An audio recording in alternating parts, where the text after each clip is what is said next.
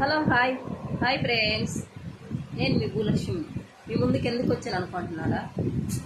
ప్రతి ఒక్కసాట బొసేసినట్లే వస్తున్నాయి. ముందు ప్రతి ఒక్కసాట బొసేసినట్లే అవుతున్నాయి.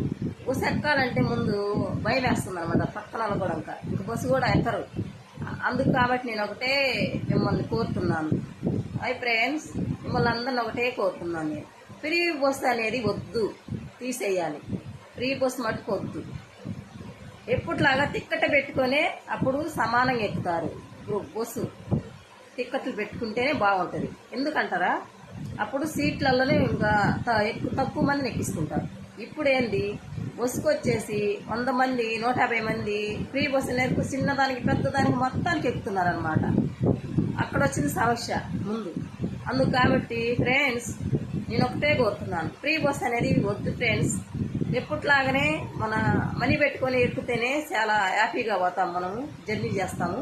అందుకని మీ అందరికీ ఉదరపీడి నమస్కారాలు. నేను ఒకటే కోరుకుంటున్నాను, ఫ్రీ బస్ మటుకు వద్దు ఫ్రెండ్స్. ఫ్రీ బస్ మటుకు వద్దు, అది తీసేయాలని నా కోరిక.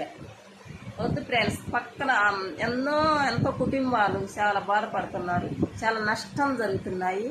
మొన్న 3 పిల్లలను పోగొట్టుకుని ఆయన ఎంతో అస్సలు ఇప్పుడు కోలుకోలేదు పాపం. ఎలా మర్చిపోతారండి? 3 ఆడపిల్లలు బొమ్మలాలు ఉన్నారు. అందుకని దయచేసి అందరూ అనుకోని ఫ్రీ బస్ అనేది వద్దు. హాయ్ ఫ్రెండ్స్, ఫ్రీ బస్ వద్దు ఫ్రెండ్స్. జనాలన్నా హ్యాపీగా ఉంటారు ఫ్రెండ్స్. ఇలాంటి జరగకూడదని నా కోరిక. నాకు చాలా చాలా బాధేస్తుంది. అస్సలు నేను తట్టుకోలేకపోతున్నా ముందు. నమస్కారం ఫ్రెండ్స్, అదొక్కటి పాటించండి. ఫ్రీ బస్ వద్దు ఫ్రెండ్స్.